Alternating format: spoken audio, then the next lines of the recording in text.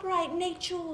He is the very soul of truth and honor, and disloyalty would be as impossible to him as deception. But even men of the noblest possible moral character are extremely susceptible to the influence of the physical charms of others. Modern, no less than ancient history, supplies us with many most painful examples of what I refer to. In fact, if it were not so, history would be quite unreadable. I beg your pardon, Gwendolen. Did you say Ernest? Yes. But it is not Mr. Ernest Worthing who is my guardian. It is his brother, his elder brother. Huh. He never mentioned to me he had a brother. I am sorry to say they have not been on good terms for a long time. Oh, that accounts for it. And now that I think of it, I have never heard any man mention his brother. The subject seems distasteful to most men. Cecily! You have lifted a load from my mind. And I was growing almost anxious. And it would have been terrible if any cloud had come across a friendship like ours, would it not? Of course, you are quite sure it is not Mr. Ernest Worthing who is your guardian. Quite sure.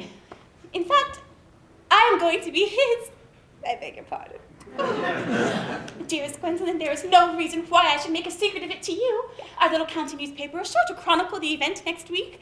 Mr. Ernest Worthing and I are engaged to be married. Oh! My darling Cecily, there must be some slight error. Mr. Ernest Worthing is engaged to me.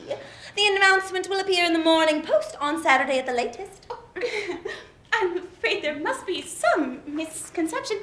Ernest proposed to me exactly 10 minutes ago. That is very curious, for he asked me to be his wife yesterday afternoon at 5:30. If you care to verify the incident, pray do so. I never travel without my diary. One must always have something sensational to read in the train. I am sorry if it is any disappointment to you, dear Cecily, but I'm afraid I have the prior claim. It would distress me more than I can say, dear Gwendolen, if it caused you any mental or physical anguish, but I feel bound to point out that since Ernest proposed to you, he has clearly changed his mind. If the poor fellow has been entrapped into any foolish promise, I shall consider it my duty to rescue him at once, and with a firm hand. Whatever unfortunate entanglement my dear boy may have gotten himself into, I will never reproach him for it once we are married.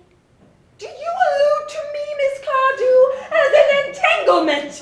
You are presumptuous. On an occasion of this kind, it becomes more than a moral duty to speak one's mind. It becomes a pleasure. Do you suggest, Miss Fairfax, that I entrapped Ernest into an engagement? How dare you? This is no time for wearing the shallow mask of manners. When I see a spade, I call it a spade. I am glad to say that I have never seen a spade.